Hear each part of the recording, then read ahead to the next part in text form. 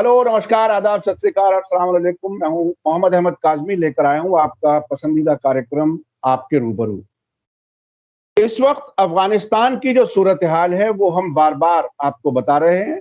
वहाँ तालिबान की बढ़ती हुई ताकत, पाकिस्तान का इन्वॉल्वमेंट और बहुत से ऐसे एंगल हैं जिस तरह से हमने आपको अब तक खबरें दी हैं। इसमें अमेरिका की वक्त से पहले वापसी और बगराम एयरबेस से अचानक आधी रात को लाइट ऑफ करके अमेरिकन का चले जाना, ये सारे वाकयात आपके सामने हैं। इस सब पर, अफगानिस्तान के हालात पर और उसका इस इलाके पर क्या कुछ असर होने वाला है, भारत और पाकिस्तान खास तौर पर कहां खड़े हैं, इस सब पर बात करने के लिए मेरे साथ खास मेहमान हैं जावेद नकवी साहब। जावेद नकवी साहब पाकिस्तान में भी बहुत ही जाने पहचाने जर्नलिस्ट हैं, चूंकि वहां का जो बहुत बड़ा अखबार है, तकरीबन सबसे बड़ा अखबार जो कई शहरों से छपता है पाकिस्तान में, डॉन, उसके लिए कॉलम लिखते हैं तकरीबन 20 साल से। और आपने और कई इंटरनेशनल एजेंसीज के लिए, कई न्यूज ऑर्गेनाइजेशंस के लिए काम किया है। एक लंबे अरसे से इंटरनेशनल अफेयर्स को कवर कर रहे हैं। जावेद नकवी साहब, वेलकम है आपका। आपने मीडिया स्टार वर्ल्ड को वक्त दिया। आप बताइए कि इस बार जो तालिबान की ताकत बढ़ती हुई नजर आ रही है अफगानिस्तान में, अभी तक ये दावा किया जा रहा है तालिबान की तरफ से कि वो 85% इलाके को कब्जा कर चुके हैं। ऐसी सूरत में जबकि कतर में बातचीत शुरू हुई, अभी किसी नतीजे तक नहीं पहुंची। ईरान में भी अफगानिस्तान हुकूमत और तालिबान के बीच में बात हुई, उस वक्त इशारा मिला था कि शायद किसी सोल्यूशन की तरफ ये लोग बढ़ रहे हैं। आप अभी अफगानिस्तान की सूरत हाल को कैसे देखते हैं, और 1996 के तालिबान जब वो पहली बार हुकूमत में आए थे और इस वक्त के तालिबान में आप क्या कोई फर्क महसूस कर रहे हैं? क्या सूरत हाल है, आप कैसे देख रहे हैं अफगानिस्तान? देखिए, मैं समझता हूँ कि बहुत ज़मीन आसमान का फ़र्क है तब में 1996 में और अब में। और जो हालात बदले हैं, वो इतने खराबी की तरफ नहीं लिए जा रहे हैं जिसका खदशा है। ये रिलेटिव टर्म्स में कह रहा हूँ मैं, मतलब ये कि तालिबान की जहाँ हुकूमत होगी, तो वो तो बुरा ही बुरा होगा, ख़ास तौर से ख़वातीन के लिए। उनके जो हुकूक हैं, उनकी जो ज़िंदगी है, वो तो अजीरन हो जाएगी। ये तो जैसे कि अक्सर होता है उन जगहों पे जहाँ पे कि मज़हब हावी हो जाता है, चाहे वो ईसाइयों में हो, हिंदुओं में हो या मुसलमानों में हो। एक पैट्रियार्की एक किस्म की जो है वो हावी हो जाती है, और वो तालिबान का एक ख़ास जैसे कि यूएसपी है। लेकिन मैं समझ रहा हूँ कि हालात बहुत ही अलग है, मुख्तलिफ है।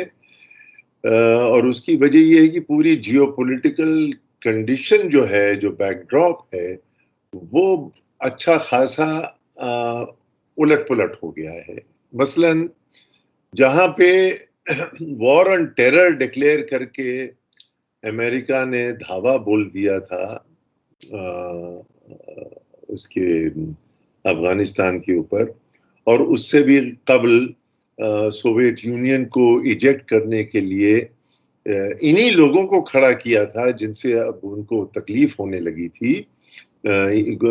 उनको उस ज़माने में जब वो अच्छे लगते थे तो उनको वो मुजाहिदीन कहते थे, और जब वो बुरे लगने लगे तो उनको वो जिहादी कहने लगे। बावजूद इसके कि दोनों की रूट एक ही है, जिहाद से ही निकला है मुजाहिद और मुजाहिदीन।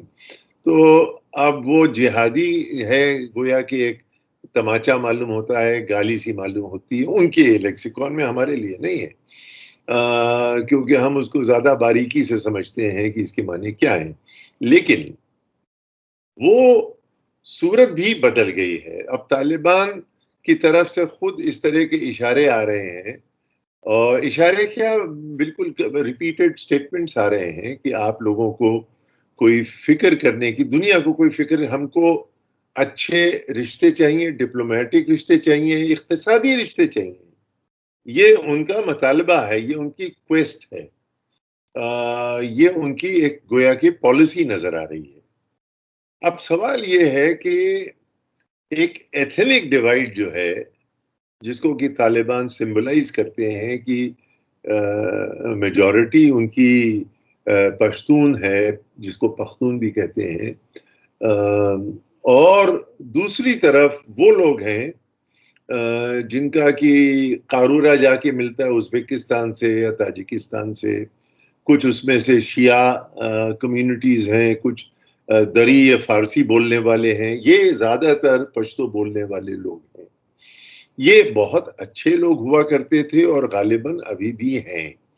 आपको याद होगा कि फ्रंटियर गांधी हमारे यहाँ जो थे, महात्मा गांधी के खास राइट हैंड मैन, वो खुद पश्तून थे और उनका ये खौफ था कि हिंदुस्तानी लीडर्स जो हैं, जिसमें कि उनके अजीज दोस्त महात्मा गांधी और नेहरू वगैरह शामिल थे, वो मिलके पाकिस्तान बनवा देंगे।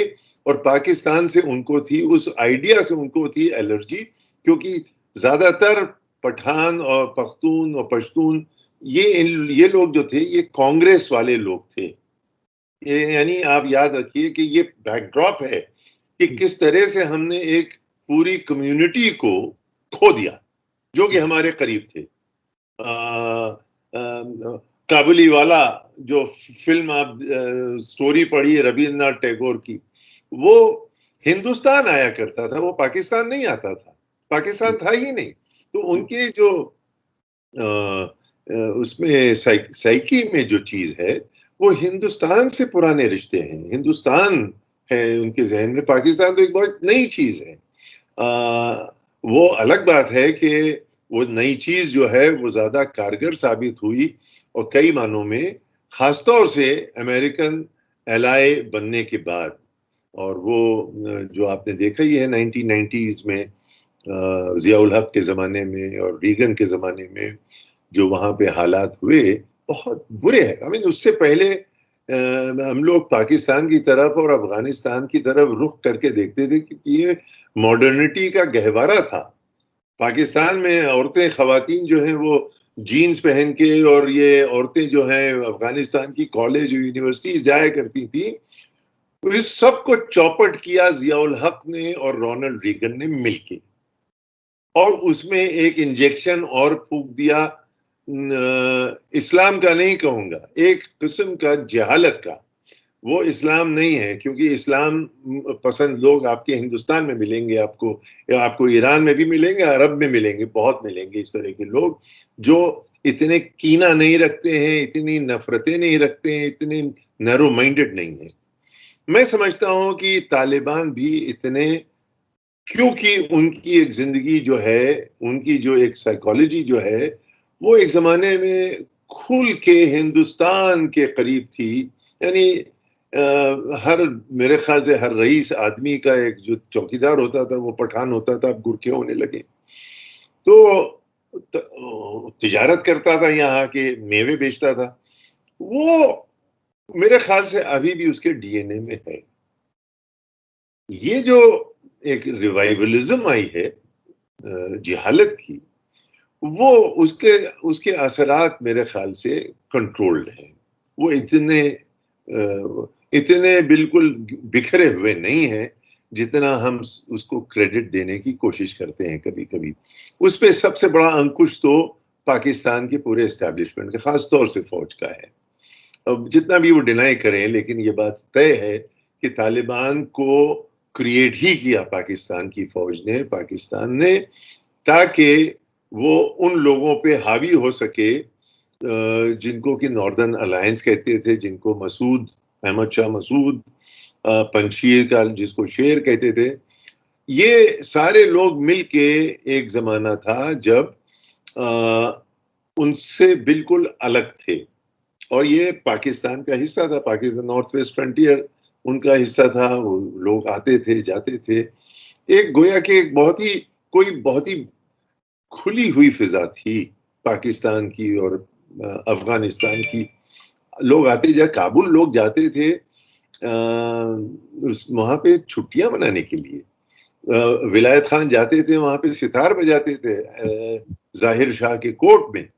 वहां पे मोहम्मद सरहंग बहुत बड़े वहाँ के गाने वाले, जिन्होंने उस्ताद बड़े गुलाम अली खान से सीखा, इतने बड़े रसिया थे हिंदुस्तानी म्यूजिक के। तो ये, बल्कि मैं जब वहाँ पे था 80s में, उस वक्त सोवियत वहाँ पे प्रोटेजे थी हुकूमत वहाँ की। उस जमाने में जो ये लोग मुजाहिदीन को पकड़ते थे, तो कहाँ पकड़ते थे? वो पकड़ते थे, वो कहीं हिंदुस्तानी फिल्म देख रहे होते थे बेचारे गरीब। उनको इसका चस्का था, जैसे नस्वार का चस्का होता है उनको। एक उनकी वो एक ड्रग होती है जो वो पीस पीस के दांत के कल्ले के बीच में डाल लेते हैं, वो उनको हिंदुस्तानी फिल्मों का चस्का था, एक नशा था। और ये रूसी एडमिनिस्ट्रेशन ने इसको भांप लिया था। तो जब मैं वहां पे था, हमारे जैन दीक्षित साहब मरहूम वहां पे एम्बेसडर हुआ करते थे काबुल में, तो उन्होंने मुझको इधर इशारा करके दिखाया, देखो आज ये होने जा रहा है जावेद। वो एक फिल्म चल रही थी हिंदुस्तान की, जानी दुश्मन, और उस पे वो छापा पड़ा, जैसे मछलियां नहीं पकड़ी जाती जाल में, उस तरह से इनको बेचारों को पकड़ा गया। तो आप ये देखिए कि शौक क्या है इनके। अब तो ये कह रहे हैं कि फिल्म नहीं देखोगे, ये नहीं करोगे, सिगरेट नहीं पियोगे, दाढ़ी रखोगे। ये धीरे धीरे धीरे धीरे ये चीजें कम हो जाएंगी, और उसकी खास वजह यह है कि इन सब चीजों का पाकिस्तान के ऊपर बुरा असर पड़ रहा है। और अगर पाकिस्तान की बिल्ली उसी से मियाऊ करने लगे, तो फिर आप जान सकते हैं कि उनके लिए तकलीफ है, पूरे एरिया के लिए तकलीफ है। साथ में पाकिस्तान की हिमायत में लोग जो खड़े हुए हैं, उनमें सबसे सफ़े अव्वल में चीन। और चीन जो है डिप्लोमेट्स का बाप है। मैं उसमें आगे जाने से पहले मैं पाकिस्तान वाले मामले को समझना चाहता हूं, क्योंकि इस वक्त इमरान खान साहब 2-3 बातें खास तौर पर कह रहे हैं। नंबर एक, हम उनकी मदद नहीं कर रहे इलाकों पर कब्जा करने के लिए। दूसरी बात ये कि पाकिस्तान पर ये इल्जाम मत लगाओ कि तालिबान की हम मदद कर रहे हैं, और हम अफगानिस्तान में कोई बेचैनी और गड़बड़ी नहीं चाहते, और हमने 70,000 लोगों को कुर्बानी दी है, वगैरह वगैरह, ये सब कह रहे हैं। तो ये अब तालिबान से डिस्टेंस करने की बात भी कहते हैं, और साथ साथ ये भी कहते हैं कि हमने अमेरिका के साथ जो तालिबान की बातचीत कराई, वो हमने फैसिलिटेट कराई। ये जो इस बीच में मतलब इस वक्त की तालिबान, अफगानिस्तान की और पाकिस्तान हुकूमत की रिलेशनशिप क्या है आखिर? कभी वो डिनायल मोड में होते हैं, कभी कुछ चीजें एक्सेप्ट करते हैं। नहीं, वो ये तो नहीं कह सकते हैं कि जो खंजर पे जो उंगलियों के निशान है वो हमारे हैं, वो तो नहीं कहेगा ना, कोई भी नहीं कहेगा। तो वो डिनायबिलिटी जो है वो हर कौम रखती है।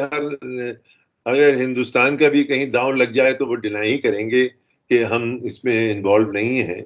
और ऐसा तो होगा नहीं कि हम बड़ी बड़ी एजेंसियां खड़े किए हुए हैं और उनका कोई काम नहीं, वो चने मुरमुरे खा रहे हैं, वो ऐसा कोई काम नहीं करते। तो ये बेजा बात है। वो जाहिर सी बात है डिनाई करेंगे, लेकिन जमीनी हकीकत ये है कि तालिबान पाकिस्तान के ही इशारे पे, मैं नहीं कह रहा हूँ मुकम्मल पूरा उनका वो इजारेदारी है पाकिस्तान की, लेकिन उन्होंने ट्रेन किया है, उन्होंने असलहे दिए हैं, और उन्होंने उनको कंट्रोल किया है, और अभी भी कर रहे हैं। उसमें फर्क ये है कि पाकिस्तान एक जमाने में एंटी सोवियत हुआ करता था, एक जमाने में वो प्रो अमेरिका होता था। प्रो अमेरिका के माने एलाय था, बिल्कुल उसका तो दर्जा ही था नॉन नेटो एलाय का। आपको याद होगा जो कि मेरे ख्याल से रोनाल्ड रीगन ने या जॉर्ज बुश सीनियर ने दिया था। नॉन नेटो एलाय बहुत बड़ी चीज होती है वेस्टर्न अलायंस के लिए। तो उनके ये शेरपागिरी कर रहे थे। शेरपा जो होते हैं फैसिलिटेट करते हैं बेचारे माउंटेनियर्स को। अब वो शेरपागिरी करते करते एकदम से पता चला कि नहीं साहब, एडमंड हिलरी तो गायब हो गए हैं, अब टेंजिंग नॉर्गे रह गए हैं। या आप ये समझिए कि आप समझे ना, तो वो हिलरी साहब ने तय किया कि अब हम बोरिया बिस्तर उठा के जा रहे हैं। क्यों? उनके अगराज़ मकासद और हैं। उनको इस वक्त फोकस है पैसिफिक में चीन को किस तरह से घेरा जाए। लेकिन चीन भी शातिर है, जाहिर सी बात है, उसने भी कहीं कच्ची गोलियां नहीं खेली हैं। तो अब आप ये देखिए, पाकिस्तान तो है इन्वॉल्व, मुलविस है, लेकिन किस दर्जा वो वहां की फेनेटिसिज्म के लिए जो मशहूर हैं तालिबान, उसको वो फैन कर सकता है या करने की हिमायत करता है? नहीं। क्यों? क्योंकि ये इस तरह से होगा तो वो चीन जो उनका सबसे बड़ा एलाई है पाकिस्तान, उसके लिए मुजिर है। और इस वक्त हालात ऐसे हैं कि जो आप देख रहे हैं कि शंघाई कोऑपरेशन ऑर्गेनाइजेशन जो है, जिसमें रूस और चीन जिसके कायद हैं, जिसमें अब हिंदुस्तान और पाकिस्तान भी शामिल हो गए हैं, जिसमें ईरान का भी एक ऑब्जर्वर का स्टेटस रहा है, तो वो लोग हैं जो चारों तरफ से इस वक्त अफगानिस्तान को बहुत करीब से संभाले हुए हैं, देख रहे हैं, मनूवर कर रहे हैं। ईरान शामिल है, सारे ये नॉर्थ, ये जो उसके तजिकिस्तान, उज़्बेकिस्तान और दूसरे स्टेट्स हैं, ये एक्स सोवियत वाले तो रूस के इन्फ्लुएंस में हैं पॉलिटिकली। इख्तिसादी तौर पे ये चीन के इन्फ्लुएंस में है, चीन का फिर इस तरफ से हिस्सा है, फिर पाकिस्तान का हिस्सा है। तो आप ये देखिए कि एक नया जियोपॉलिटिकल हकीकत खड़ी हो रही है। उसमें सच्ची बात यह है कि एक अमेरिका जो था वो एक सोर थम की तरह वहां बैठा हुआ था, क्योंकि ना उसका आगे कोई दोस्त था ना पीछे। एक तरफ ईरान था, दूसरी तरफ चीन से बैर कर लिया है, तीसरी तरफ पाकिस्तान से भी आप लगाए हुए हैं उसके ऊपर अंकुश, आतंकवाद खत्म करो नहीं तो पैसे हम तुम्हारे मार देंगे, काट देंगे, क्या करेंगे। तो और हिंदुस्तान ने जो खेल खेला है वो इस वक्त बिल्कुल बेजा था, बिल्कुल बेजा, जिसके कोई सर और पैर हो ही नहीं सकता है कि वो दो उन मुल्कों से बैर कर ले जिनका पूरा असर अफगानिस्तान पे है। मैं चीन और पाकिस्तान की बात कर रहा हूं। ये बल्कि उनके साथ मिलके अगर रास्ता निकालते तो वो लोग ही तैयार होते, क्योंकि उनकी जरूरत थी इनको। लेकिन आप अपना अलग ही बहरवी अलाप रहे हैं। तो आप समझ रहे हैं कि वो जो जाएंगे वहां पे गए, वो क्या कहते हैं उसको, कोर्ट कह रहे हैं, जब जाएंगे अभी प्रधानमंत्री के, तो वो फूले नहीं सब, 56 जो है वो 57 हो गई होगी अभी खुशी के मारे। तो वो जाएंगे वहां पे, 4 लोग मिलेंगे, जापान और ऑस्ट्रेलिया, अमेरिका और हिंदुस्तान, क्वाड कह रहे हैं उनको। 3 लोग उसमें से डेमोक्रेट्स हैं, चौथा जो है वो स्ट्रगल कर रहा है, कभी वो पेगासस ले आता है, कभी लोगों को कैद कर देता है, कभी कोई किसी स्टेट में जाके उस पर हमला करके वहां के अंजड़ पंजड़ ढीले कर देता है। मैं कश्मीर की बात कर रहा हूँ। तो जो इंसानी हुकूक की पामाली हो रही है, तो बाकी जो है वहां अगर इस तरह का होता तो वहां का प्राइम मिनिस्टर तो इजेक्ट हो जाता। अगर वहां फर्ज कीजिए ये पेगासस का मामला वहां ऑस्ट्रेलिया में होता या जापान में होता, तो प्राइम मिनिस्टर बचता वहां का? नहीं बचता, वो तो पहले लुढ़कता। तो इन लोगों की वहां मीटिंग होने जा रही है। क्यों होने जा रही है? चीन को कैसे घेरा जाए। चीन यहाँ अपना खेल खेल रहा है। मिडिल ईस्ट, अभी कल ही वहां के प्रेसिडेंट साहब का दौरा हुआ है, मिडिल ईस्ट का हुआ है दौरा, और उनके फॉरेन मिनिस्टर का दौरा हो रहा है, कहीं इजिप्ट से मिल रहे हैं, कभी सऊदी अरेबिया से, ईरान से तो उन्होंने बहुत लंबी चौड़ी साठगांठ कर ली है। तो ये एक जियोपॉलिटिकल जो चल रही है, कैंपेन्स चल रहे हैं इधर से और उधर से, और उसका अगर सिर्फ मकसद ये है कि चीन को कैसे घेरा जाए, तो एक सेल्फ डिफीटिंग होगा अल्टीमेटली। उसमें अफगानिस्तान का एक बहुत ही खूबसूरत रोल हो सकता है। खूबसूरत रोल ये है कि आपने जिस बंजर जमीन करके जिसको छोड़ा था, वहां पे चीन ने उसको अपने पैसे से और मेहनत से सींच के उसको ऐसा खड़ा कर, देखिए मजहबी हुकूमतें हैं हिंदुस्तान दुनिया में, ईरान भी है और उसके आगे देखिए तुर्की है, लेकिन वो वहां से आपको खौफ नहीं होता कि साहब अरे देखिए साहब औरतों का, वहां तो औरतें फौज में हैं, वो लड़ रही है बंदूकें लिए हुए। तो मैं नहीं समझता हूं कि बहुत बुरी चीज होगी। हमारे हिंदुस्तान का जो नेहरूवियन आइडियल था उसके हिसाब से तो सब चीज बुरी मालूम होती है। अमेरिका भी बुरा मालूम होता है, सारी डेमोक्रेसी थर्ड रेट थी, हम सबसे अच्छे मालूम होते थे, हमारी ये गलत फहमी थी। लेकिन आज के हिसाब से मैं समझता हूँ Afghanistan is not in a very serious crisis, इसलिए कि अफगान की खोपड़ी जो है वो सिर्फ जोहला की रोटी नहीं खाई है उसने, वो उसको अपनी हकीकत मालूम है तालिबान को। जी।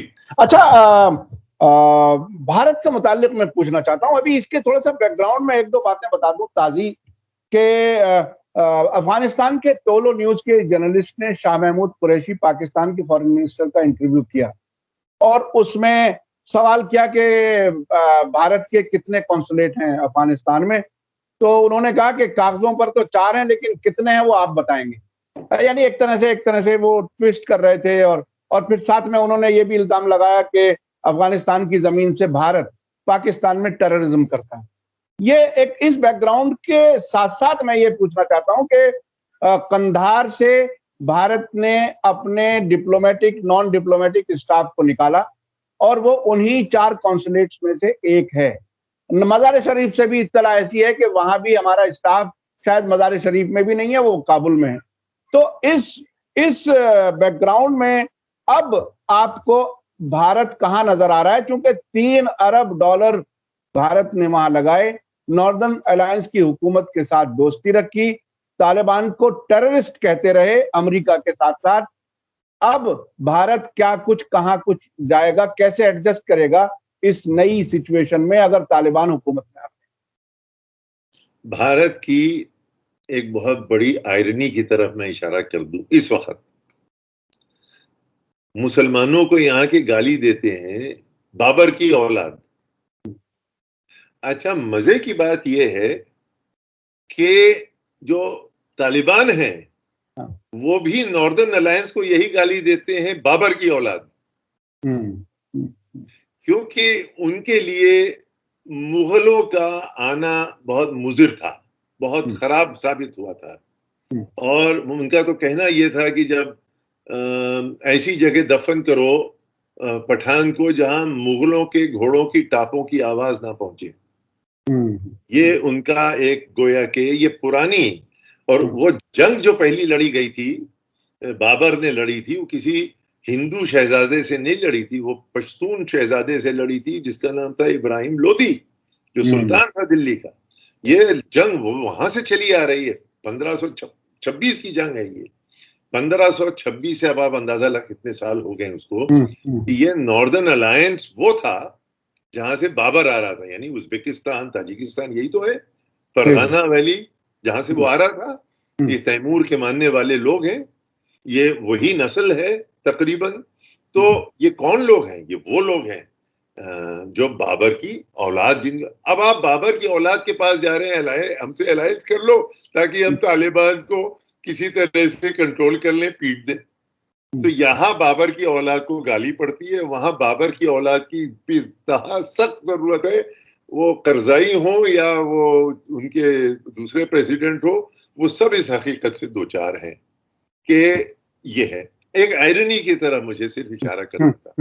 अब हम हिंदुस्तान ने अपने सारे जो जो लेवरेजेस थे, जो जिससे वो लेवरेज कर सकता था, वो ये था कि भाई हम इतनी बड़ी ताकत हैं, हम न्यूक्लियर पावर भी हैं, हम इकोनॉमिक पावर भी हैं, हमारे बगैर पाकिस्तान हिल नहीं सकता है। सच्ची बात ये है, अगर वो हिंदुस्तान के पास जो इख्तिसादियात हैं, जो जो रिसोर्सेज हैं, उसमें पाकिस्तान को वो यूं मोह के अपने जाल में फंसा सकता था अगर चाहता तो। लेकिन फिर उसके लिए फिर अयोध्या का क्या करते, फिर हम इलेक्शन कैसे जीतते? अगर घोड़ा घास से तो घास है, तो फिर घास है तो प्रॉब्लम हो गई। अगर आप पाकिस्तान को जियो पॉलिटिक्स को घास की तरह देखें, जिसको कि घोड़े को जरूरत है और वो नहीं खाएगा तो फिर प्रॉब्लम होगी, तो दोस्ती कैसे करे? तो मैं समझता हूं कि हिंदुस्तान के लिए, इस हुकूमत के लिए खासतौर से जो इतनी नैरो माइंडेड है, वो इतनी जरा सी जरूरत थी प्रैग्मेटिज्म की, और बहुत अच्छा जा रहा था वुहान स्पिरिट। और फिर वो नीचे गए तमिलनाडु में, वहां पे मिले, झप्पियां मारी, और वहां गुजरात में जाके झूला भी झुलाया। उसके बाद जाके आपने कौन सी ऐसी चीज थी जो आपने स्पिल कर दिया, कैच, यानी बिल्कुल डॉली कैच जिसको क्रिकेट की जुबान में कहते हैं, वो आपने यूं स्पिल कर दिया। ये जानबूझ के स्पिल किया है, क्योंकि आपको वहां से वॉशिंगटन से पुकार आ रही थी, भैया क्या कर रहे हो, हम तो तुम्हें अपना एलाई समझे थे, और तुमने भी जब न्यूक्लियर धमाका किया था तो ये बता के किया था कि देखिए ये चीन के लिए है। आपको याद होगा जी जी जी। वाजपेयी जी ने सीक्रेट हाँ, मैसेज भेजा था क्लिंटन को, और क्लिंटन ने वहां से प्रेस के सामने पढ़ दिया कि देखिए ये आया है कि वो धमाका जो है वहां उन्होंने किसी और के लिए नहीं, चीन के लिए किया है, अब आप लोग खुश होइए रोइए जाके। तो वो मांग, वो डिमांड कि भैया ये जो किया था तो अब आओ भी तो अब आपने सारे अपने गोया कि वहां आपको टके के भाव कोई नहीं पूछेगा, इसलिए कि अमेरिका से ज्यादा खुद गरज, सेल्फ सेंटर्ड, सेल्फ रिगार्डिंग मुल्क, अपना सेल्फ इंटरेस्ट, वो जो कहता है वो सही कहता है, और कहना भी चाहिए उसको, जो कहता है अमेरिका फर्स्ट, ट्रंप का जो, और मैं सर उसी पे आने वाला था कि अमेरिका के कहने पर ही बहुत से मुल्क इस नॉर्दर्न अलायंस की सरकार के साथ जुड़े थे, जिसमें भारत भी था। तो ये अमेरिका अपने दोस्तों को पहले फंसाता है और फिर बीच में छोड़ के जाता। आप क्या कहते हैं इसमें? आप तकरीबन उसी तरफ जा रहे थे, थोड़ा सा और बता दीजिए इसके बारे में। नहीं, अमेरिका बिल्कुल एक मूडी राजा की तरह है कि भाई आज है हमको नौटंकी देखनी है, आज चल के अफगानिस्तान में हम थोड़ा सा मेवा खाएंगे, आज हम चल के थोड़ा सा वहां पे बम मार देंगे वियतनाम में। तो ये एक मूड है उनका, वो जिसको इंटरेस्ट कहते हैं, लेकिन डीपली थॉट थ्रू नहीं है इनके। असल में अमेरिकन पॉलिसी के वालिद माजिद जो है वो असल में है बरतानिया। बरतानिया ने दुनिया में हुकूमत की है, वो उसके जेनेटिक कोड में है, वो जानता है कि यहां फंस सकते हैं हम, वो जानता है अफगानिस्तान के असली माने क्या हैं, वो जानता है कि यहां से सोवियत यूनियन को हम पामाल कर सकते हैं। ये बरतानिया का खेल है। बरतानिया का खेल है कि सद्दाम हुसैन को हमने बनाया, सद्दाम हुसैन को हम ही गिरा सकते हैं। तो बरतानिया का खेल है कि ईरान को इस तरह से करो तो यूं होगा, तो यूं करोगे तो यूं होगा, इसलिए ना करो तो ज्यादा अच्छा है। वो भी बरतानिया का खेल है। बरतानिया की डिप्लोमेसी की वो हम अभी तक देख रहे हैं उसको, किस तरह से उन्होंने लकीर खींच के अरब वर्ल्ड को यूं डिवाइड किया। हम तो सुना है कि चर्चिल ने अपने यॉट पे बैठ के लीबिया और इजिप्ट का नक्शा बना दिया था अपनी छड़ी से।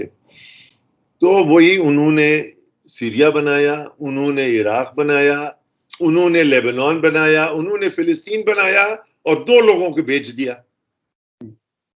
और वो सारा जो वो था, उसके जो लायबिलिटीज थे वो अमेरिका के माथे मढ़ दिया। यानी बेल्फोर डिक्लेरेशन से शुरू होता है, जो कि ब्रिटिश शिकंदरी थी, और वो उसके दूल्हा मियाँ जो नौशा मियाँ है उनको दे दिया आपने अमेरिका के हाथ, और कह दिया देखिए यहूदियों का खास ख्याल रखिए, इनके पास पैसा बहुत है। ये कह दिया उन्होंने। तो इसीलिए अमेरिका भी आ गया, उसने कहा हाँ ये तो हैं लोग, बहुत अच्छे लोग हैं, पैसा भी है और अखबार भी है, तो हमारा काम चल रहा है। अच्छा जावेद साहब, आखिरी सवाल। मैं उस सवाल से पहले बताऊं कि 1996 में तालिबान की हुकूमत से कुछ महीने पहले एक हिंदुस्तान से जर्नलिस्ट का डेलीगेशन गया था, जिसमें मैं भी था। और डेलीगेशन के विजिट के बिल्कुल आखिर में एयरपोर्ट के रास्ते में अहमद शाह मसूद से मिलवाया गया था। और अहमद शाह मसूद के सामने हमारे हिंदुस्तानी जर्नलिस्ट 15-20 हम लोग थे। तो मैंने एक उनसे डायरेक्ट सवाल पूछ लिया कि साहब हमें तकरीबन 1 हफ्ता हो गया काबुल में, और हमें नहीं लगता कि टैक्स के जरिए कोई पैसा आता होगा जिससे आप मुल्क चलाते हो। जंग तो बहुत महंगा खेल है, आप कैसे खेल रहे हैं? तो उन्होंने 1 सेकंड रुक करके कहने लगे अल्लाह मदद करता है, खुदा मदद करता है। इस वक्त तालिबान को इतने बड़े पैमाने पर हथियार कहां से मिल रहे हैं, जब 85% पर कब्जे की बात वो कह रहे हैं? नहीं तो वो जाहिर सी बात है, ये जो अल्लाह वाली बात बताई है आपने, ये डिएगो मैराडोना से लिया होगा उन्होंने, अगर वो पहले हुए, क्योंकि डिएगो के नाम के नाम है अल्लाह, खुदा, डिएगो। जी जी जी।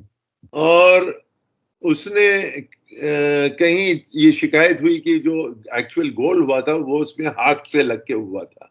तो उससे पूछा गया कि भाई इसकी हकीकत क्या है, तो उसने कहा little with the hand of Diego, little with the hand of Maradona, little with the foot of Maradona, ये था। जी तो नहीं, अल्लाह वास्ते, अल्लाह के नाम पे तो चल रहा है, और वो अल्लाह के नाम पे जो तिजोरी खोलते हैं, वो तो आप जानते हैं उनको, वो नहीं छोड़ेंगे उसको। और मैं नहीं चाहता हूं कि, मैं नहीं समझता हूं कि चीन या ईरान या दूसरे जो सराउंडिंग ममालिक हैं, वो चाहेंगे कि पाकिस्तान कंट्रोल छोड़ दे हम्म, तालिबान के ऊपर, क्योंकि फिर उनके सर का दर्द हो जाएगा वो।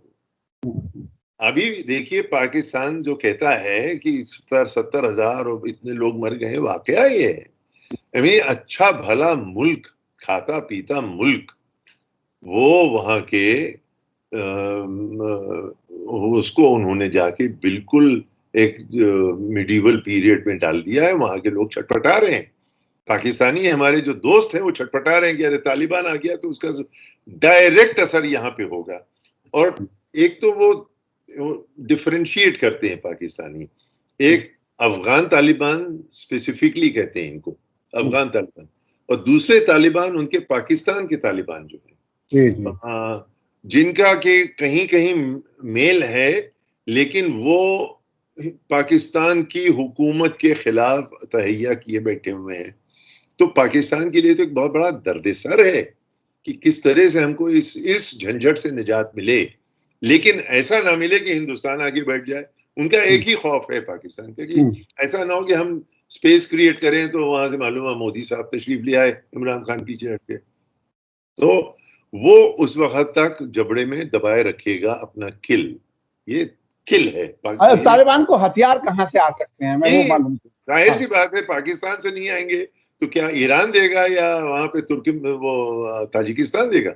जाहिर सी बात है, सराउंड एक लैंड लॉक्ड एरिया है, तो या तो चीन दे रहा है तालिबान को हथियार, अगर दे रहा है तो उसके उस जियोपॉलिटिक्स को समझने में हमें एक वक्फा लगेगा।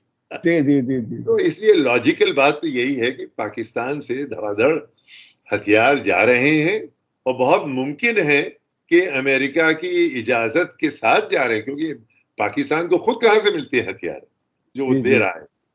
तो मैं समझता हूं कि इसमें बहुत से मुल्क मुलविस है, लेकिन चीन का मैं खास तौर से ये ध्यान दिलाऊंगा कि देखिए, नेपाल में जब राजा की हुकूमत थी, बादशाह बीरेंद्र विक्रम शाह की, उस वक्त माओइस्ट पकड़े गए थे, चीन ने अपने यहाँ पकड़ा था और पकड़ के लौटा दिया था। यानी चीन को आप कहेंगे ये तो माओ का मुल्क है, तो यहाँ माओइस्ट से क्यों बैर? लेकिन वो प्रैग्मेटिक लोग हैं, उन्होंने 2-4 माओइस्ट पकड़े और बादशाह को दे दिए, कहा भैया तुम संभालो, क्योंकि हमारी दोस्ती तुमसे है। जब बादशाह लुढ़क गया तो अब वो माओइस्टों के साथ हो गए। तो बहुत ही प्रैग्मेटिक लोग हैं ये। इनका अगर ये कहें शेर भी खुश रहे शैतान भी नाराज ना हो, ये है चीन। जी। और ये पाकिस्तान पे इसका असर होगा, ऑलरेडी बहुत दिखाई। बहुत शुक्रिया जावेद जावेद नकवी साहब, बहुत बहुत शुक्रिया, आपने काफी वक्त दिया मीडिया स्टार वर्ल्ड को, और मुख्तलिफ एंगल से हमने बात की, भारत के बारे में भी, पाकिस्तान का उसमें कितना अफगानिस्तान में तालिबान को मदद कर रहे हैं उसके बारे में भी आपने बताया, और अमेरिका की इजाजत से बहुत मुमकिन है कि पाकिस्तान ये सब कर रहा हो। और अब तालिबान उस तरह के उतने शायद प्रिमिटिव नहीं रहे हैं जैसे 1996 के थे। अब थोड़ा सा अब मैच्योर नजर आ रहे हैं, और वो डिप्लोमेसी भी कर रहे हैं, मुख्तलिफ मुल्कों से भी ताल्लुकात बेहतर कर रहे हैं। बहुत बहुत शुक्रिया जावेद नकवी साहब, आपने मीडिया स्टार वर्ल्ड को वक्त दिया। हमारे दर्शक आपको काफी पसंद करते हैं, और हम आपको कभी कभी दरखास्त इसीलिए करते हैं कि आप हमें वक्त दे दें। इसी के साथ मुझे दीजिए इजाजत। धन्यवाद, शुक्रिया। जय भारत, जय हिंद।